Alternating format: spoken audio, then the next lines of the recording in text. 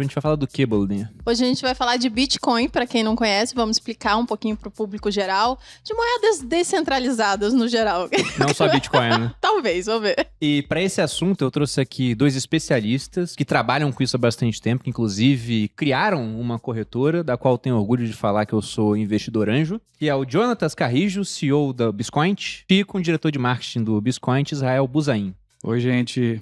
Muito prazer estar aqui. Não tô nervoso, a Malu já deixou a gente tranquilo aqui. É isso, né? Não é nem um pouco nervoso. Mais ainda. Mas sobre a Biscoint ou o Biscoint é igual o Bitcoin, né? Tem gente que fala a Bitcoin, porque coin é a moeda, né? E tem gente que fala o Bitcoin também e é tranquilo, né? Satoshi não fica grilado e a gente também não fica. Você vê que o Biscoint já tá à frente do gênero neutro, né? Já nasceu pronto para essa nova era, querendo agradar todos os públicos. Como a Malu disse, o nosso objetivo hoje é falar de Bitcoin, pegando aquela pessoa que nunca ouviu falar nessa criptomoeda. Na verdade, ela nem sabe o que é uma criptomoeda. Pensando nesse leigo, como é que vocês poderiam definir de uma maneira simples o que é o Bitcoin?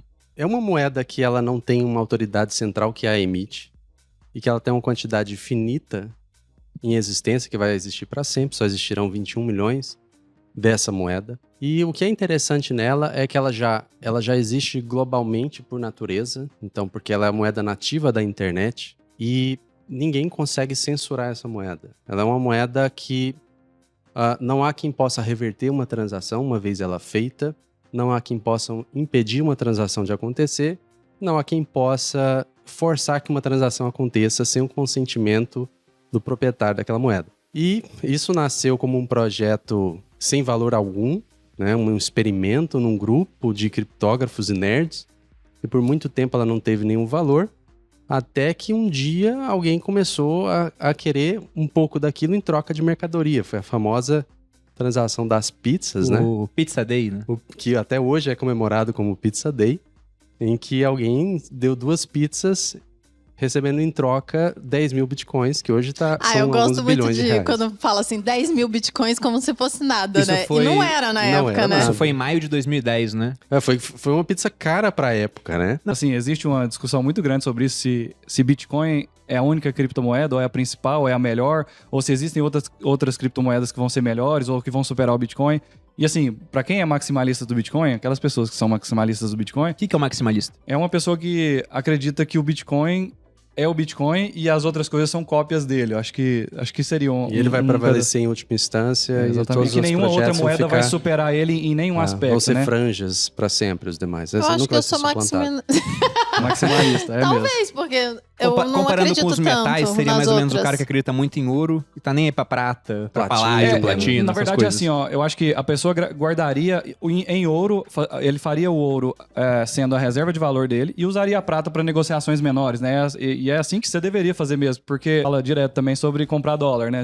Parece que, não, o dólar subiu demais, não vou comprar dólar. Tipo assim, sempre é hora de comprar dólar, né? Se você sabe que existe uma moeda forte que tende a se valorizar ao longo do tempo, você vai acumular aquela moeda. E a volatilidade, aí eu quero entrar nesse ponto, é isso. Se você está fazendo DCA, né, Dollar Cost Average lá, o preço médio ao longo do tempo, né, que é uma das estratégias que o pessoal comprando faz. sempre, né? Isso, fazendo aportes semanais, ou diários, ou mensais, né, você vai acabar fazendo um preço médio melhor. A gente até mostrou isso na live, né, no gráfico lá. Se você tivesse comprado lá aos 61 mil dólares, que estava uns 12 dias atrás, todo o seu capital que você tivesse decidido investir em Bitcoin, você tinha tido uma queda aí de quase 15%.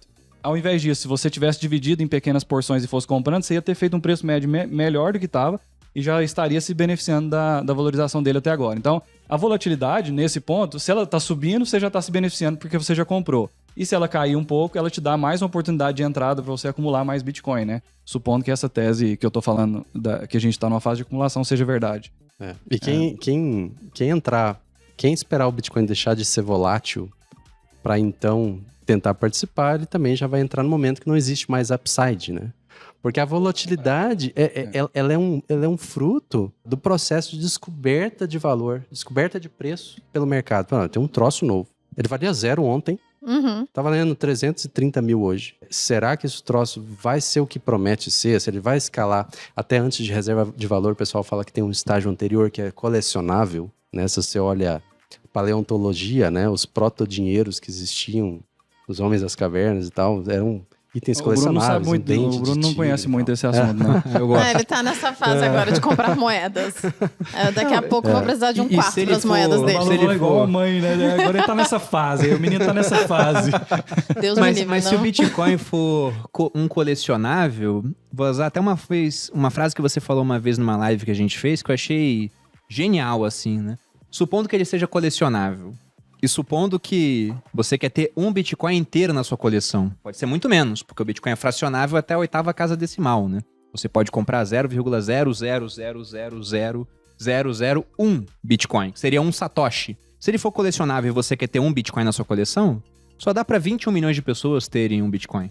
Sendo que, pensando que cada milionário vai querer ter um Bitcoin pra si. É um clube muito A gente tem restrito. quase 50 milhões de milionários no mundo. A cada 2 milionários, só um poderá ter um Bitcoin. Na verdade, a cada 2, menos de um, né? Sendo que eu já tô com vários passes dessa coleção aí pra vender pra esses outros milionários que querem comprar. E esse é um negócio interessante. Ainda é possível para um grupo ainda já pequeno de pessoas, infelizmente, entrar pro clube, mas ainda é possível para esses milionários falar assim, não me custa gastar 330 mil reais, né?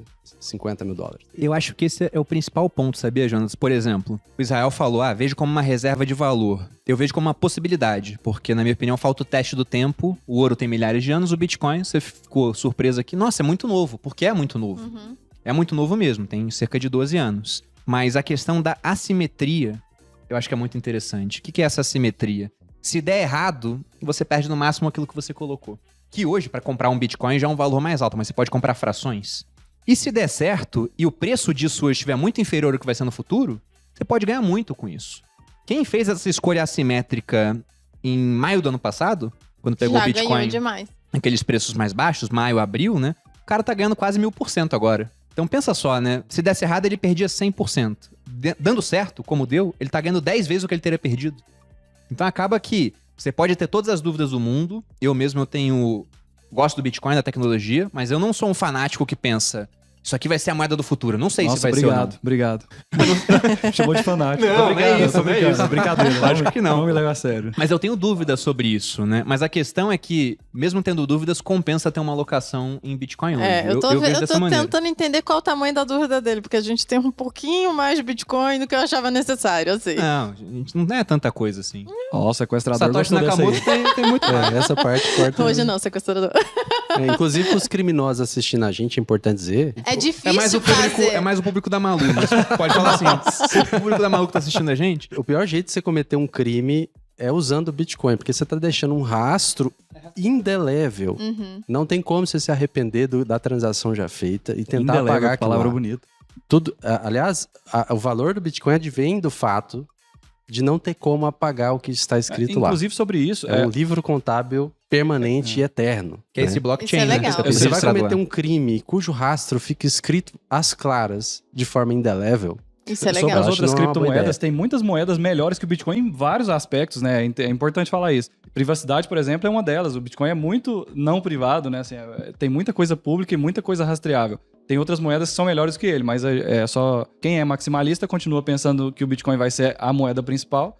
Por quê? Por causa do efeito rede, principalmente, né? Além das outras Nessa características dele. função de moeda, eu sou da opinião de que o Bitcoin vai prevalecer, mas não quer dizer que não vai existir outros projetos com outras pegadas e outras propostas diferentes que possam atender outros nichos que não moeda e que possam prevalecer também nesses nichos, né? Não, assim como o ouro não ficou sozinho, você teve o bimetalismo no mundo, várias moedas de prata, até porque o ouro sempre foi muito caro. Hoje 1 grama de ouro está em torno de R$300. Como é que você vai fazer uma negociação de baixo valor usando ouro? Lá na época do Império Romano, você tinha o denário, que era moeda de prata, você tinha o áureo, que era uma de ouro. Um áureo valia 25 denários, então era muito caro, né? Aliás, caro não, era muito valioso para você usar no dia a dia. Então tinha a prata para isso, era para resolver o chamado problema do troco miúdo.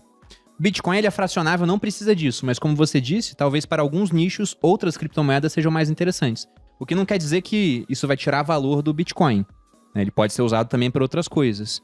E um ponto interessante sobre essa questão da rastreabilidade, que eu acho que muita gente não entende. Pô, como que é rastreável se é anônimo? Para pensar nisso, é bom pensar como funciona uma investigação depois que um crime aconteceu, né? Você sai entrevistando as pessoas, buscando a trilha do negócio, até que você chegue em alguém que conhece fulano, que viu um carro com uma placa, que é a câmera e tal, e você acaba chegando no criminoso, né? E a forma, por exemplo, se você comete um crime usando e recebe por esse crime ou paga por esse crime usando o Bitcoin de uma forma mal feita, você deixou uma trilha ali. E aí aquele Bitcoin que você pagou pro fulano, depois o fulano vai gastar com o ciclano, que vai, por exemplo, depositar numa exchange que tenha identificação. Exchange é uma corretora. É. E aí a exchange identifica, ó, quem depositou foi o Beltrano. Aí vai lá no Beltrano, você chega no ciclano, chega no fulano. E aí eles veem, né? Beltrano que tem a conta aqui, o dinheiro veio de tal carteira. E mesmo que não tenha o nome dele na carteira, eles veem, ó, essa carteira pertence ao Beltrano. Como se soubessem que aquele é o e-mail dele. É. E a partir disso eles sabem pra quem foi enviado os e-mails. É. Então acaba que fica fácil de rastrear. Só que existem empresas hoje dedicadas a fornecer para as agências legais do mundo dados que elas compram de corretoras, compram de várias instituições que fazem algum tipo de transação de Bitcoin. E aí essas empresas, elas reúnem todos esses dados, cruzam com os dados da blockchain e saem identificando, já pronto para as autoridades, esse endereço é de tal pessoa, esse é de tal pessoa, com tal probabilidade. Que se você acha que você está transacionando Bitcoin e você não entende bem do que está fazendo, porque é possível você transacionar Bitcoin preservando mais a sua privacidade. Ou seja, diminuindo a chance de sua identidade ser atrelada àquele endereço. Né?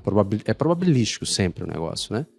Então, mas se você não entende o que você está fazendo, provavelmente é trivial para uma agência governamental bem financiada de anonimizar o seu endereço, caso necessário. Não, até porque vamos lembrar, aqui no Brasil, algumas das cabeças mais inteligentes estão no serviço público, porque é muito bem remunerado, comparado à incerteza do setor privado.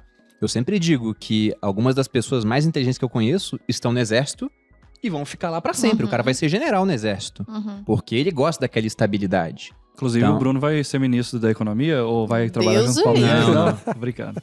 Estou passando esse convite. Saiu pra não mais Gentilmente voltar. eu declinei o convite, né? Até porque os meninos estão dançando bastante. Acho que daqui a pouco o Paulo Guedes vem trabalhar com a gente, que ele não quer fazer de novo, e sai do governo. Pegando outros pontos aí sobre o Bitcoin, falamos sobre essa questão de ser rastreável. E antes de entrar em como se expor a isso, tem outras críticas feitas, por exemplo, tem ameaças que elas rondam o Bitcoin. Uma das mais comuns é, o blockchain, esse livro contábil, né? Ou a segurança, a criptografia do Bitcoin nunca foi quebrada. Mas e quando surgir o computador quântico que o Google está criando? Será que com isso eles não vão conseguir resolver a criptografia do Bitcoin? Ele vai deixar de ter valor? Porque hoje ele tem valor porque ninguém consegue pegar aquele negócio. Né? Mas se de repente um computador quântico consegue quebrar a criptografia, consegue confiscar bitcoins, essa é uma ameaça real?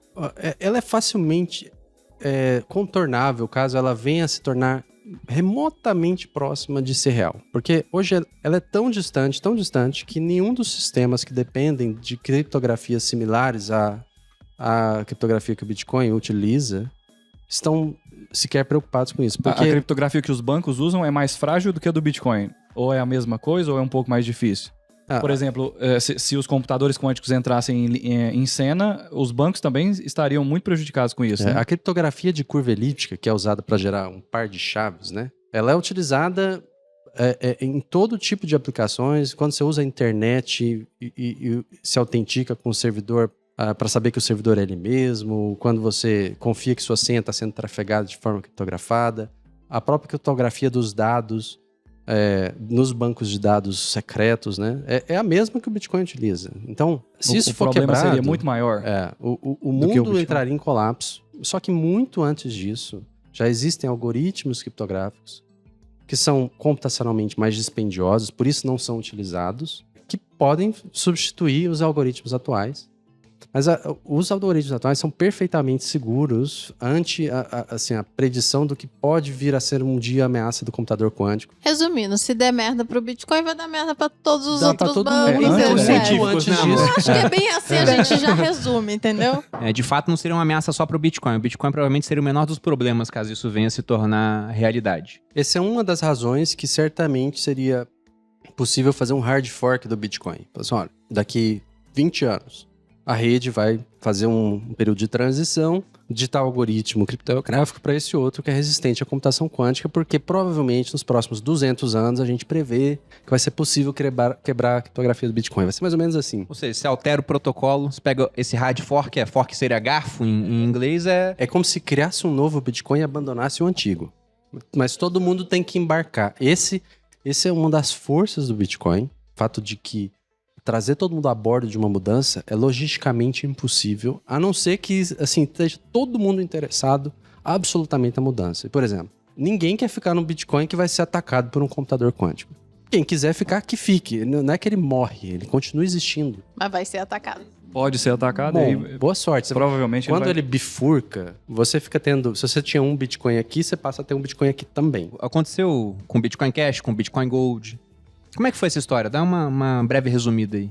Foi praticamente uma guerra, né? Foi um teste, uma prova de fogo que o Bitcoin passou em 2017. Porque a discussão toda era, o Bitcoin não escala, ele precisa aumentar o tamanho do bloco, ou seja, a quantidade de transações que é gerada a cada 10 minutos tem que aumentar.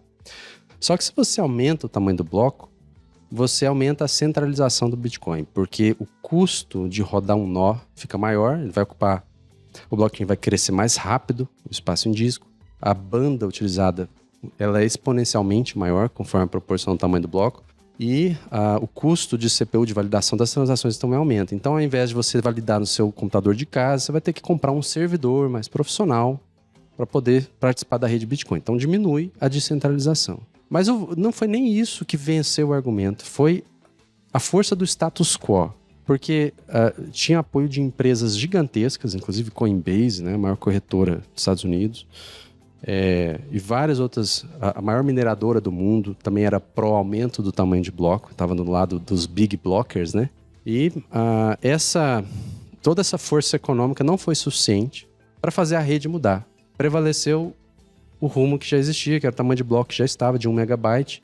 E o que eles conseguiram foi fazer um soft fork, que foi uma restrição das regras compatível com as regras que já existiam, né? E não uma ampliação das regras incompatível que ia gerar uma bifurcação. Em efeitos práticos, o que aconteceu com quem tinha Bitcoin? Quem tinha um Bitcoin na rede principal, que é essa que segue até hoje, quando ela bifurcou o Bitcoin Cash, quando os desenvolvedores do Bitcoin Cash alteraram uma regrinha lá que mudava o tamanho de bloco, eles já nasciam com um Bitcoin Cash também nessa outra rede.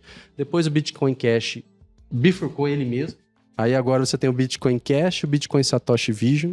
O Bitcoin Satoshi Vision bifurcou de novo. E aí todo mundo que tinha um Bitcoin aqui nesse tronco principal, quando bifurca ele tem um Bitcoin nesse tronco, quando bifurca ele tem um de cada. Meio que vira uma cópia, né? Você ganha uma cópia do que você tinha no outro protocolo.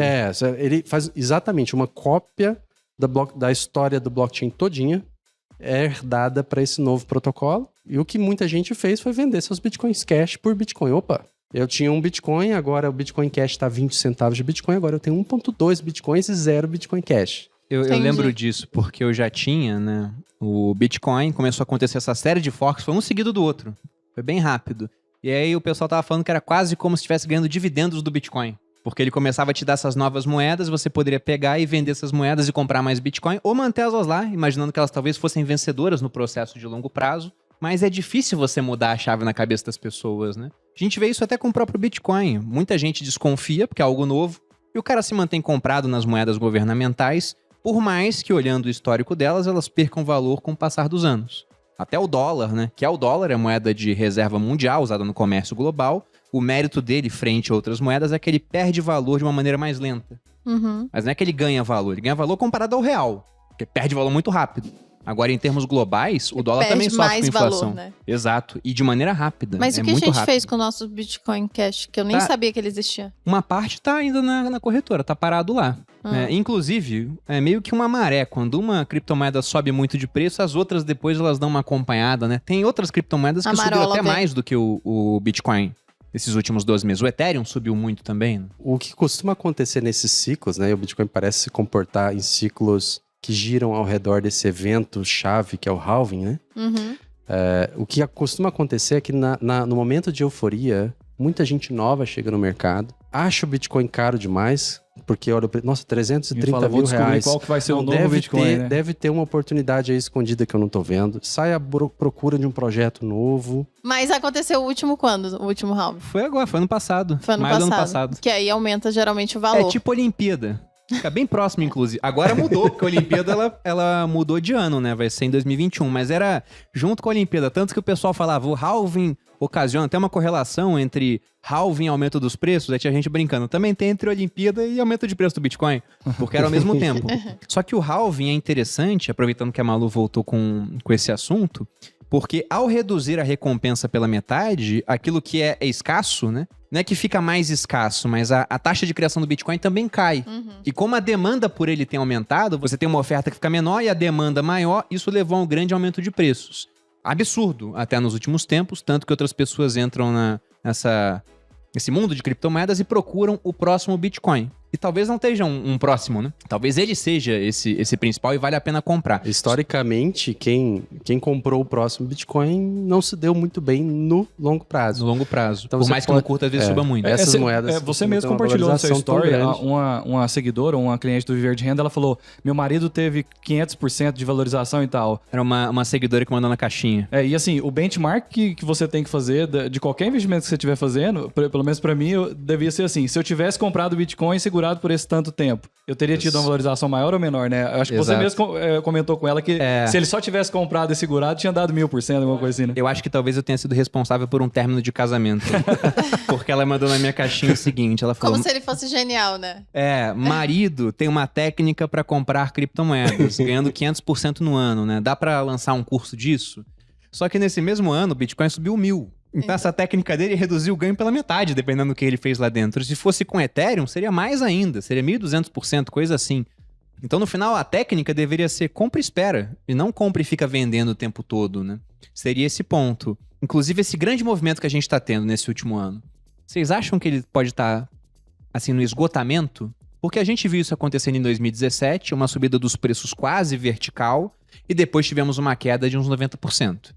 E aposto que muita gente ouvindo aqui o podcast que não tem Bitcoin, até no meu perfil eu sempre pergunto, você tem Bitcoin? E eu falo muito do assunto. E mesmo assim, mais ou menos metade das pessoas respondem que não tem.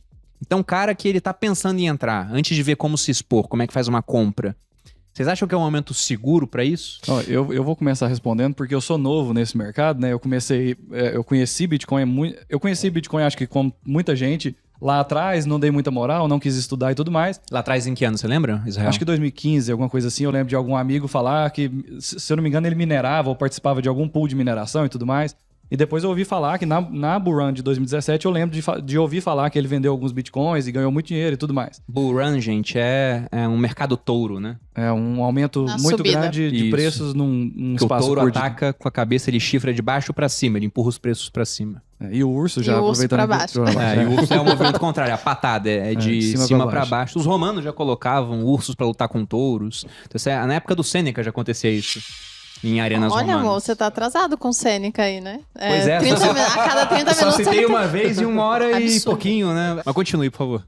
Então, enfim, o que eu tava falando é que eu não participei desse ciclo de 2017, né? Quando eu entrei no Bitcoin, o Bitcoin tava R$9.000, eu acho, 12 mil, depois eu vi subindo pra 15, aí foi a primeira vez que eu fiz uma compra de Bitcoin. E aposto que tá arrependido hoje de ter comprado mais, né? Não, exatamente. Eu brigo com o Jonas todo dia. Por que eu não briguei? As calls boas ele nunca me dá, e as calls ruins ele me dá todas. Tadinho do já. O que eu tô falando o Bitcoin ele subiu 20 vezes, mas ele já fez 20 vezes muitas vezes, né? No ciclo mesmo de 2017, acho que ele foi de $200 para $20.000, né? Então, em um período menor do que um ano, né? Assim como ele já baixou centenas de vezes, até o Bruno fala que já tem um site que conta quantas vezes o Bitcoin já morreu. E segue renascendo das Bitcoin cinzas. Obituaries. Bitcoin Obituary. Coisa assim. Quantas vezes já? Ninguém Passou sabe. de 400 vezes. Então, Quase esse uma é o grande... fênix, né? Que Esse é o renasce da problema cinza. de vender todo o seu patrimônio e botar em Bitcoin. Não façam isso. Não, Inclusive, e principalmente porque a atração de fazer isso surge nesses momentos, depois que subiu 1000%. que é justamente quando provavelmente vai cair em breve, né? E normalmente as massas pensam assim, não, agora vai pra lua mesmo, agora não vai parar de subir mais nunca. E a hora que tá caindo também, todo mundo pensa assim, Já era. agora vai Morreu a de zero. vez, muito exatamente. difícil, mas é muito difícil isso mesmo, controlar isso, né? Quando você tá com skin in the game lá, com o seu dinheiro lá vendo ele derreter, por exemplo, né?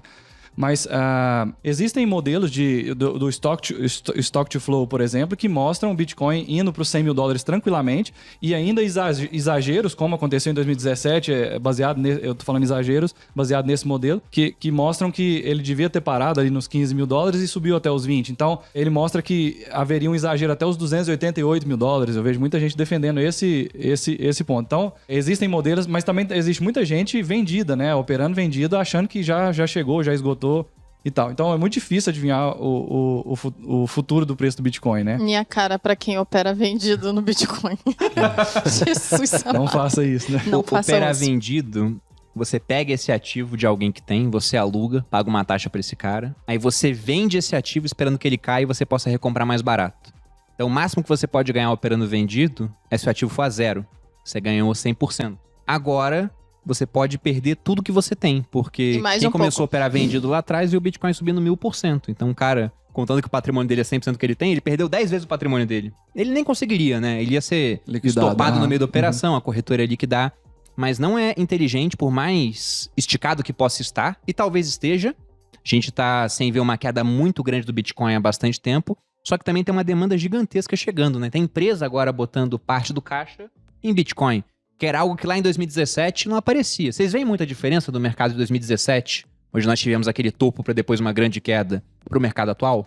Uma coisa que a gente percebe, igual você falou na corretora, em janeiro, por exemplo, a gente teve algumas altas históricas, né? O Bitcoin foi batendo e rompendo de novo, e todo dia.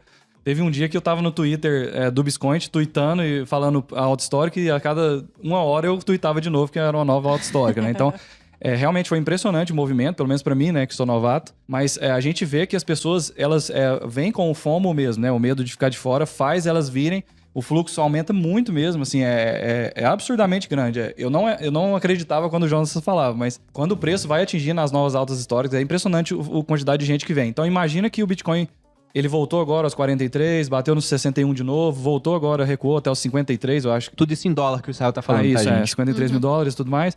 E agora, porque a gente fala em dólar, eu prefiro falar em dólar, eu sei que o pessoal acompanha em reais, mas porque o preço em reais acompanha o de dólar, né? Não tem jeito, os arbitradores fazem o preço ficar regulado e o mercado de lá é maior, né? Então, como o Bitcoin é negociado no mundo todo, faz muito mais sentido você cotar ele em dólar, e até porque às vezes o Bitcoin tá parado e aqui tá valorizando, porque o real tá caindo em relação ao dólar. Então isso acontece. Até uma maneira de você ter alguma exposição internacional no final das contas. Você vê Goldman Sachs, JP Morgan, PayPal, Visa, mudando completamente como tratam, lidam e como falam publicamente sobre esses ativos, né? Os grandes fundos.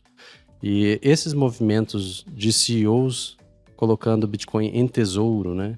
E até assim, bancos centrais, talvez de países menos relevantes, mas já insinuando um tipo de movimento nesse sentido. Realmente está diferente mesmo. É algo que era impensável em 2017, né? Talvez 2017... isso segure, então, uma queda gigantesca, como acontecia antes. Depende de como essa adesão continuar acontecendo, né? Então, a Tesla entrar nisso aí, né? Tipo, uma das empresas mais conhecidas do mundo hoje. Das mais valiosas das também, ações, né? Com o maior preço. Cujo CEO é o homem mais rico do mundo. Entrar de sola no negócio, porque ele não comprou 10 milhões de dólares, ele comprou 1,5 bilhão. Ele veio ignorante, né? E é interessante pelo seguinte... E vai aceitar agora Bitcoin como pagamento isso que eu ia falar. dos seus carros. Só que com uma diferença, né? O Peter Schiff, que é um cara que fala muito sobre ouro e tudo mais, e critica muito o Bitcoin, né? Porque tem gente que admira as duas coisas e respeita as duas coisas. Ele não gosta muito do Bitcoin, não, né? Mas ele aceita Bitcoin na plataforma dele. Ele vende ouro em Bitcoin, se a pessoa quiser. Mas ele, segundo ele converte os Bitcoins na hora em dólar. E essa adoção de um CEO da Tesla falar assim, ó, eu tô recebendo em Bitcoin e vou manter em Bitcoins, é muito forte, é muito pesado isso, né? Significativo, isso. Mas assim, embora prever qual vai ser o topo e quando que isso vai parar de subir muito difícil, eu diria que é impossível para nós que não temos bola de cristal.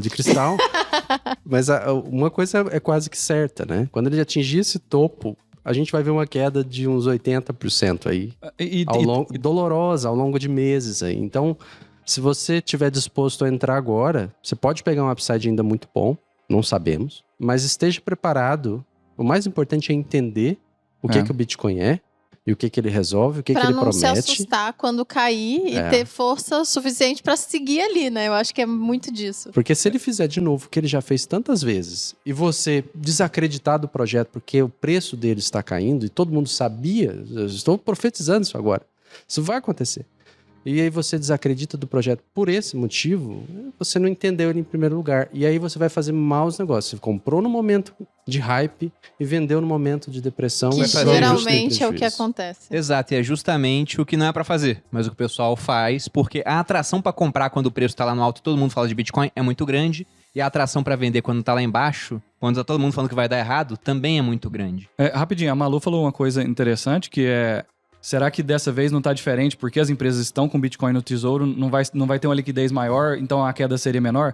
Tem gente falando o seguinte, como essas empresas, elas denominam as dívidas delas em dólar e tudo mais, elas detêm uma quantidade muito grande de Bitcoin que elas podem dumpar no mercado a qualquer momento, em fechamento de trimestre, né? Até tem uma teoria sobre essa última queda agora, que foi por causa disso, no final de março eles têm que fechar os balanços, precisam de liquidez um pouco mais em dólar e acabam vendendo um pouco de Bitcoin nas corretoras, né?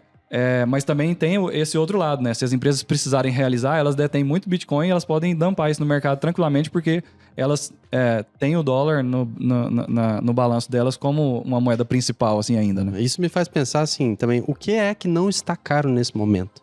Eu não vou comprar Bitcoin. Você vai comprar o quê? Tudo tá na iminência, talvez, de... Principalmente porque o nosso dinheiro tá desvalorizando insano e cada vez mais. Acho que isso deixa mais caro as coisas também. E juros baixos pelo mundo também.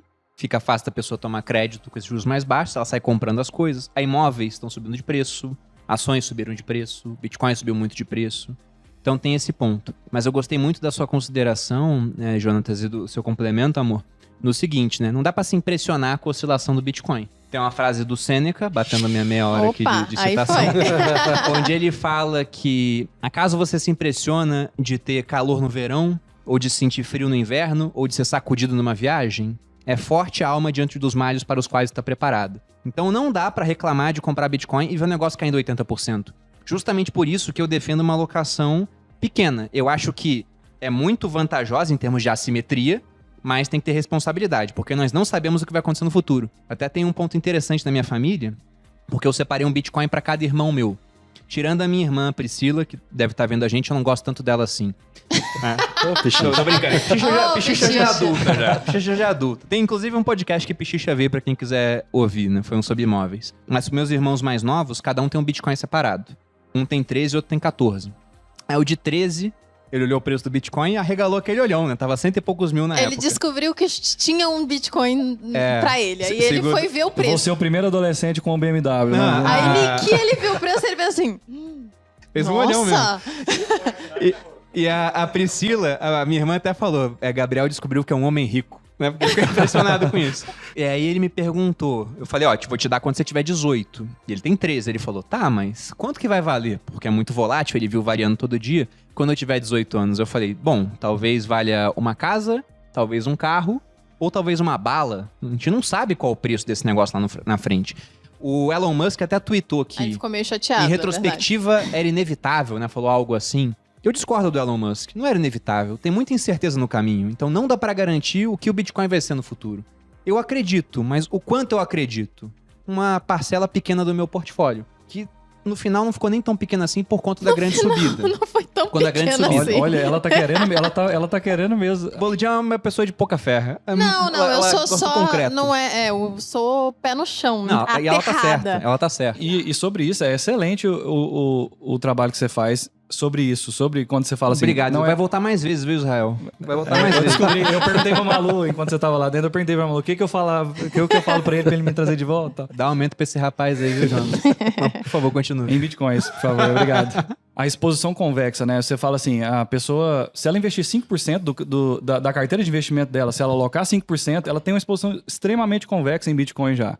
E conforme ela vai entendendo o Bitcoin, talvez ela até estenda a alocação dessa carteira, sabendo o que a Malu falou, tendo ritmo tranquilo no coração, acostumando com a volatilidade, ela conseguiria até ampliar isso. E assim, o upside é muito grande, o downside é pequeno, a pessoa entender a moeda, e essa exposição já dá uma tranquilidade para ela, pelo menos de proteção, né? Falando do Bitcoin como reserva de valor, dá uma proteção do capital dela no longo prazo, acho que é excelente falar desse jeito. Até porque mesmo se a pessoa estiver entrando por FOMO, por medo de ficar de fora, ela entrar num topo, ela não está com uma exposição tão grande e no longo prazo isso, a gente acredita que isso vai se pagar, né? Não, dando um exemplo prático disso que você falou, Israel, vamos supor que alguém tivesse comprado 5% da carteira em Bitcoin e pegou esse movimento de 1000%. Com esses 5%, por mais que o restante da carteira tivesse parado, ela teria um baita de um ganho, porque se fosse 10%, esses 10 teriam se transformado, crescido 10 vezes, né? Em 100% de lucro para aquela carteira, supondo todo o resto parado, 5%, 50% de lucro.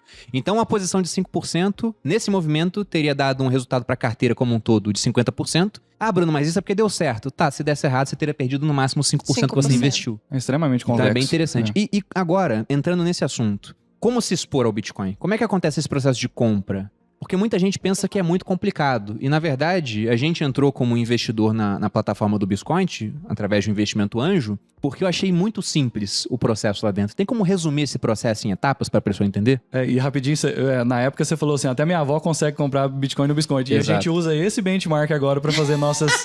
Porque eu atuo também na experiência do usuário, né? No design das interfaces e tudo mais. Então, quando eu vou conversar com os desenvolvedores, a gente brinca disso. Mas será que a gente precisa disso? Será que a avó do Bruno Perini conseguiria Continuaria comprando, exatamente. Né? E a Raquel, minha esposa, né? Ela é a grande advogada das avós por aí, né? Ela é quem puxa a nossa orelha de onde na interface ainda tá tendo algum atrito pra pessoa que seja mais leiga. Isso é muito bom. Eu até brinco com o Jonas que tem algumas empresas que fazem a biscointinização das coisas. O que o Biscoint fez, né? A gente analisou o que era... Porque quando eu entrei no Biscoint, era um comparador de preço, né? O Jonas tinha uma ideia. Para uma pessoa, talvez ele não conhecia ainda, não tinha sido apresentado a sua avó ainda, mas ele pensou, pessoas como a avó do Bruno Perini... Leigas. Exatamente. É muito difícil elas entrarem numa corretora, fazerem o cadastro, entenderem o QIC todo, depois entrar e ver um livro de ofertas e saber como que ela coloca uma ordem limite ou uma ordem a mercado e tudo mais, o que é aquela alta frequência e tudo mais. Então, a gente tentou fazer, né, desde essa primeira tela do Biscoint Buy, uma forma que fosse muito simples da pessoa comprar, né? A pessoa com um simples cadastro conseguia entrar lá e com 3 cliques, eu acho, 3 ou 4 cliques, ela conseguir fazer uma compra pré-aprovada e depois ela transferir o dinheiro, sabe? A gente conseguiu realmente fazer uma coisa muito simples, muito fácil de investir em Bitcoin. Mas você perguntou sobre a exposição, né? Eu acho que essa forma de comprar o Bitcoin numa corretora, numa plataforma como o Biscoint, por exemplo, a gente acredita que a gente tem a forma mais fácil de comprar Bitcoin no Brasil. Mas se a pessoa quiser comprar em outras corretoras também, eu acho que essa exposição desse jeito, você deposita reais da sua conta bancária na corretora, compra o Bitcoin e saca para sua carteira, é de longe a melhor forma de se expor a esse ativo que é o mais convexo desde a criação dele. Né? Por etapas, então. Abre a conta numa corretora ou no Biscoint, que seria uma dessas corretoras. O Biscoint, inclusive, tem uma vantagem, porque o Biscoint, ele compra em outras corretoras, naquela que tem tá entre os melhores preços, isso, né? Então, comprando pelo Biscoint, se fizer 30 compras, o teu preço médio acaba ficando melhor do que usando uma única corretora. Exatamente. Inclusive, tem vídeo no canal mostrando mais desse processo, aqui acaba sendo um resumo. Mas abriu a conta, enviou reais da sua conta bancária para o Biscoint e faz a compra do Bitcoin. E depois, eles aconselham a retirar isso para uma carteira privada. O que seria essa carteira privada? No Biscoint a gente tentou fazer um negócio assim, ó. Quem decidir comprar Bitcoin tem que entrar no Biscoint e em 5 minutos, 10 minutos já ter conseguido comprar o Bitcoin. Porque o processo normalmente nas corretoras é assim, você cria a conta, aí você submete os seus documentos primeiro, você aguarda o que pode demorar dias para uma aprovação da sua conta e só depois de aprovado você vai fazer um depósito e depois que o depósito pingar na conta da corretora é que você consegue comprar. No Biscoint... se você for a primeira vez que estiver usando, você criou um cadastro, você já consegue fazer a compra antes de precisar enviar documentos, né? Então, a partir da segunda compra, você tem a figura da compra pré-aprovada, em que você compra primeiro e envia o dinheiro depois. Porque quando você já tem alguns bitcoins em garantia, vamos dizer, na plataforma, a gente pode te dar um prazo de um dia para você transferir. Ou seja, não é um empréstimo, é um adiantamento de um dia. Isso. Você abriu a conta, você compra e no dia seguinte você envia o dinheiro. Por exemplo, se o Bitcoin caiu demais lá fora, a pessoa aproveita isso, entra no Biscoint na hora e já faz a compra. Porque o preço flutua muito rápido, né? Então, uma queda repentina, ela vai, mas rapidinho o preço pode voltar. As últimas quedas todas foram assim, muito rápidas. Cai, daí bate e começa a subir igual um foguete de novo. Exatamente. Então, a pessoa poderia... mesmo que seja Pix, é muito demorado você abrir o aplicativo, logar no seu banco, fazer a transferência, selecionar a chave do Biscoint, ir lá no Biscoint criar a intenção de depósito. A gente tá até resolvendo essa parte para entrar direto o valor isso agora. Porque então, né? o Pix facilitou muito, porque no fim de semana não tinha como transferir. Se fosse uma queda no sábado, no domingo, tinha que esperar a segunda para você poder transferir. Exatamente. Então era complicado. E sobre essa carteira externa? Quando o Bitcoin está na corretora, ele está, na verdade, ele é o Bitcoin da corretora. E a corretora tem uma dívida assumida contra você. Igual um banco, igual uma conta promessa bancária. de te pagar sob demanda aquela quantia em Bitcoins. Né? Apenas para deixar bem claro, né, pro pessoal, nossa, como assim uma dívida? É igual banco. O seu dinheiro na sua mão é um ativo financeiro. A hora que você coloca o dinheiro no banco, ele ainda é um ativo seu, porque agora o banco tem um passivo com você. Né? Então, quando você for lá demandar o dinheiro do banco, ele é obrigado a te dar aquele dinheiro. Desde que ele tenha o capital. Né? Faz muito tempo que não acontece de não ter, porque o sistema bancário é altamente regulado. E se alguma coisa acontecer, tem um banco central lá. Mas é a mesma coisa. Você deixou o Bitcoin com o Biscoint, esse Bitcoin é seu, né? Tá lá na corretora, mas não tá na sua custódia. Então, hoje, eu acho que o cenário é muito favorável, deve ficar assim por muito tempo, mas até entrando nas ameaças do Bitcoin, né? Na minha opinião, a principal ameaça que o Bitcoin ainda tem que se provar é um ataque sério e orquestrado de Estados-nações, né? Dos maiores poderes do mundo, hoje, quando eles se voltarem um dia contra o Bitcoin, se ele vier a ter o sucesso, que ele continuar a crescer no ritmo que está crescendo, ganhar adoção no ritmo que está ganhando, deve acontecer algum momento em que vai ter uma retaliação, algum tipo de tentativa de minar. Então, antecipando a isso é uma das razões que eu acredito que faça sentido você custodiar seus próprios bitcoins. Porque aí você tá fora... Lembra da época do confisco do ouro, né? Quem tinha ouro... 1933, Estados Unidos. Quem tinha ouro depositado já acordou sabendo que seu ouro já estava convertido a uma taxa definida pelo governo e logo em seguida ela foi ajustada depreciando, né? Mas sobre isso da questão da custódia, né? O porquê ter realmente com você, há vários motivos. Você deu o exemplo dos Estados Unidos do confisco do ouro, mas a Argentina em 2001, ela tinha a possibilidade das pessoas terem contas em dólares no país. O que eles fizeram? Falaram, o seu dólar agora foi convertido para peso. Eu não gostei disso. Sinto muito, o governo mandou e foi feito. Na cotação oficial. Na cotação que o governo colocou. Na época, $1 virou 1 peso e 40 centavos. Olha hoje, né, o que seria isso. Se o seu Bitcoin está numa corretora, que é uma empresa nacional, ela está submetida às ingerências do governo. E hoje, por exemplo, você tem aquele sistema, o Sysbajude, que foi uma evolução do Bacen-Jude, se eu não me engano, que é um sistema onde, antigamente, você só tomou um processo. Vamos pegar aí um exemplo de pensão alimentícia, um exemplo comum. Você não pagou pensão alimentícia, o governo vai e pega o dinheiro da sua conta bancária para pagar a pensão alimentícia. Hoje é possível pegar não só recurso em conta bancária, como, por exemplo, mandar uma carta para o Biscoint e falar: tem esses bitcoins aqui de fulano, o cara tem uma dívida de pensão alimentícia, uma dívida com imposto, alguma coisa. Esses bitcoins agora são nossos. Agora, se tiver na custódia da pessoa, em, por exemplo, algo como essa carteira aqui... eu ia falar pra você que inclusive é um presente que vocês deram pra gente, né? Não sei se vai dar pra dar um foco, mas tem escrito aqui Boludinhos. É um dispositivo para armazenar apenas as senhas, né? O Bitcoin não tá aqui, mas tendo a segurança das senhas e não estando na custódia da Biscoint ou de nenhuma corretora, acaba que fica mais seguro pra mim. O nosso CTO, o Thiago, ele me falou um negócio interessante, que carteira não deveria chamar carteira, deveria se chamar chaveiro. Porque você só tem as chaves mesmo. Chaves. O Bitcoin tá lá na blockchain, né?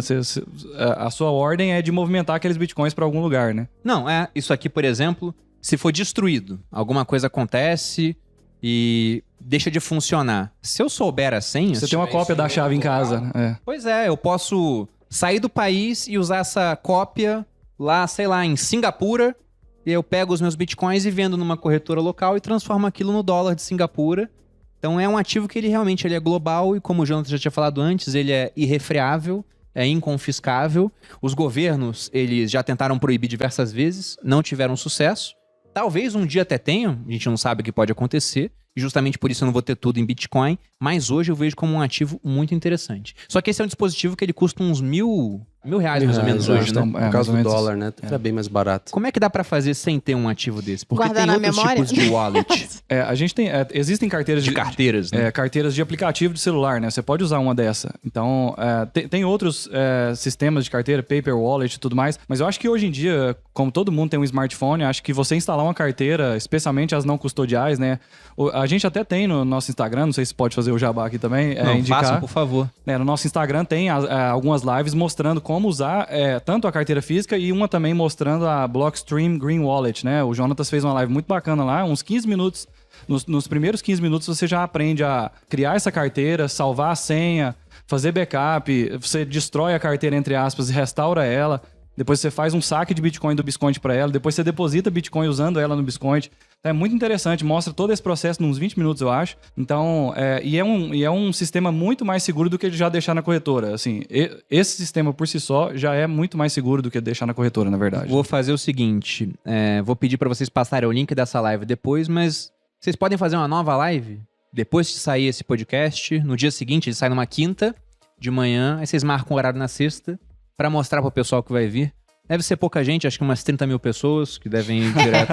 Então, realmente eu não tenho noção de quantas pessoas estarão interessadas, mas eu acho que é interessante, até porque toda hora surge uma carteira nova, né? Ou alguma nova tecnologia. Então, algo atualizado, acho que o pessoal pode gostar bastante. Bom, acho que deu pra esclarecer bastante o público com esse episódio. Acredito que o cara que é leigo, lógico que ele não vai aprender tudo, né? É um assunto inesgotável, não tem como em 1h30 a gente falar disso, até porque acontecerão novas tecnologias, novas criptomoedas vão surgir. O Bitcoin ele tem esse componente também de adotar, né, soluções que venham de outros blocos de moedas, mas deu pra dar uma ideia muito boa. O que você acha, Boludinha? Você como uma apreciadora da tecnologia, uma tradutora aí pras pessoas. Eu acho que também a pessoa também não precisa aprender tudo sobre o Bitcoin. É entender a ideia no todo, né? Que é uma forma de... talvez reserva de dinheiro, de valorizar o seu... ou de apenas se expor a uma nova alternativa para você ganhar dinheiro. Eu ia dizer que tem um episódio bem legal que uma vez eu peguei um Uber e foi quando eu percebi que as pessoas de fato estavam entendendo, ou pelo menos elas tinham uma pequena ideia de que existia o Bitcoin. Porque eu peguei um Uber e um cara me entregou um cartão falando, olha, se você quiser investir em Bitcoin... tá aqui, o meu cartão. A gente tava em São Paulo há menos de 6 meses e me mostrou um cartão. Olha só o que eu ganhei do cara do Uber. E tava lá, trader de criptomoedas. E o Bitcoin tava uns 50 e poucos mil naquele dia. Aí eu olhei aquele cartão e me veio na memória a história do pai do presidente Kennedy, que investia na Bolsa de Valores nos Estados Unidos na década de 20. Aí em 29 ele foi engraxar os sapatos. E o engraxate começou a falar de ações com ele de igual para igual. Ele falou, meu Deus, tá todo mundo comprando ações e o mercado já estava esticado, mas todo mundo falava, não, é o novo normal, agora vai ser assim. E ele falou, quer saber, vou sair do mercado. Ele vendeu tudo e semanas depois o mercado despencou em uma das maiores crises da história, né, da humanidade. E levou 25 anos para recuperar o topo, inclusive. Então acho que o recado final é interessante, é uma tecnologia nova, ela é até alguma coisa assim que desperta nas pessoas... que elas são apaixonadas pela ideia de liberdade, né? Falam, nossa, olha só que invenção legal. Como, por exemplo, o Friedrich Hayek, o economista, se estivesse vivo, com certeza ia ser um simpatizante da tecnologia. Só que assim como sobe muito de preço, pode cair bastante, você tem que estar pronto para quando isso vier a acontecer. Por isso é interessante ter uma exposição sempre pensando que e se esse negócio cair demais, né? O que acontece comigo? E a resposta não pode ser, eu fico sem ter onde morar, eu vou ter que vender um rim. Risco da ruína, né? Ou o meu casamento vai terminar porque minha esposa não sabe o que eu tô fazendo, né? Ou o meu marido, né? No caso. Então tem esse ponto. Pessoal, gostaria novamente de agradecer. Obrigado aqui pela presença, Israel, Jonatas. Vocês têm algum recado final para passar para as pessoas? Ou como que elas encontram o Biscoint ou vocês nas redes sociais? Biscoint.io. A pessoa procura a gente no Google lá, acho que a gente já tá ranqueado também. @Biscoint no Instagram. @Biscoint no Instagram. Já tem algumas lives lá, bastante conteúdo. A gente vai fazer mais uma live mostrando como operar as carteiras também, a pedido do Bruno Perini especial aqui. Ótimo. E é isso aí. Prazer conhecer você, Malu, pela primeira vez. Obrigada pela presença aqui nesse especial Ué de Casa no nosso apartamento. E vocês podem me achar também lá na Malu Perini, @Maluperini. E você, amor? Fala aí. Vocês vão encontrar em Você Mais Rico no YouTube, Bruno Perini no Instagram e também no canal Sócios. Quem tá ouvindo esse episódio pelo Spotify, vá no YouTube, vai ter a versão em vídeo lá. se inscreva no canal para dar essa ajuda pra gente. E deem o like, se inscrevam também, assistam toda quinta-feira, a gente tem episódio novo, às 6 da manhã, no Spotify, e meio-dia com estreia no YouTube. Assistam aqui que a gente tá sempre interagindo também. E obrigado. E é isso, gente. Muito obrigado pela audiência e até o próximo episódio. Beijos.